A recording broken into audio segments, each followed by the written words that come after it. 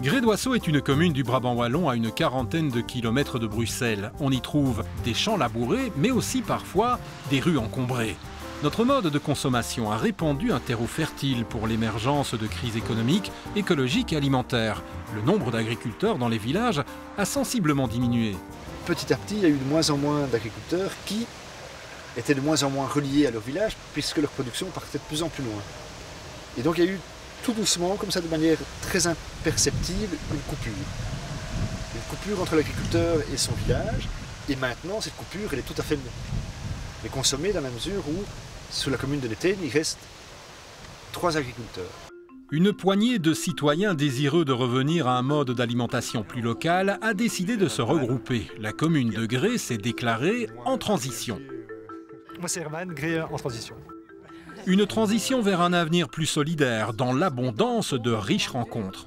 C'est quelque chose qui nous semble absurde, l'abondance, parce qu'on a l'impression que c'est quelque chose d'inatteignable. Mais non, c'est très réel. C'est parce que bien cultivé, un jardin est hyper productif, au point que le problème, c'est plus de savoir comment est-ce qu'on va manger tout ce qui est produit.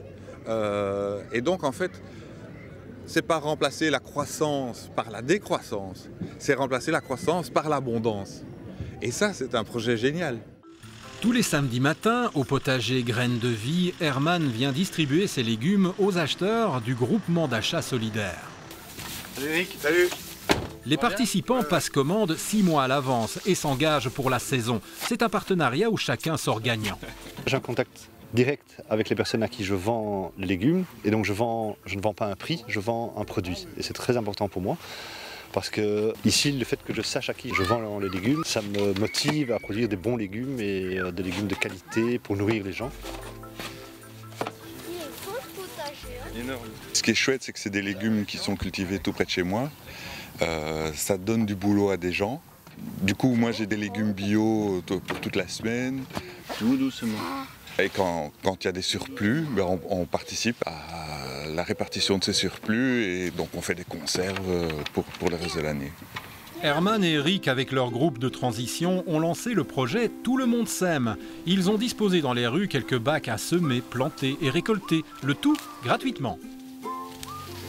Donc on plante des salades, des épinards, de la mâche, du thym.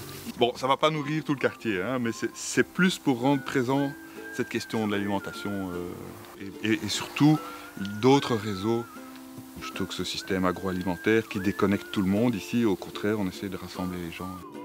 Julie et Alice sont marraines d'un bac dans leur village. Cela consiste à semer, arroser et inviter les curieux à partager.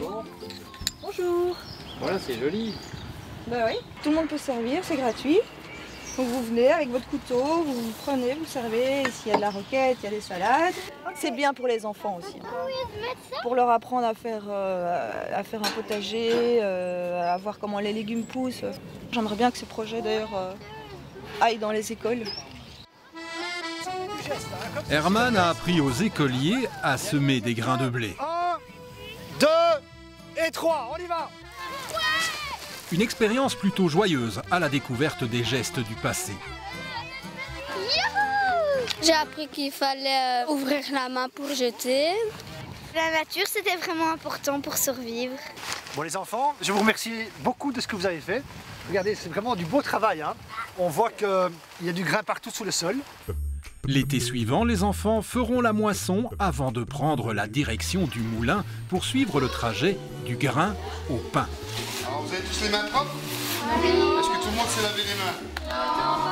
Non. Ce qu'il faut, c'est aimer. Hop, et on les roule comme ça. Et après, on le retourne. Derrière ces activités aussi simples qu'amusantes se cache un objectif commun. Permettre aux Grésiens de se relier à la terre qui les nourrit.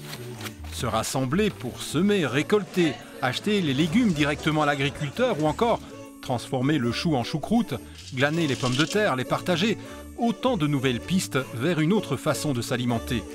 Si les crises à venir parvenaient à favoriser le retour à l'abondance de nos campagnes, Herman et Eric de Gré, en transition, auront gagné leur pari.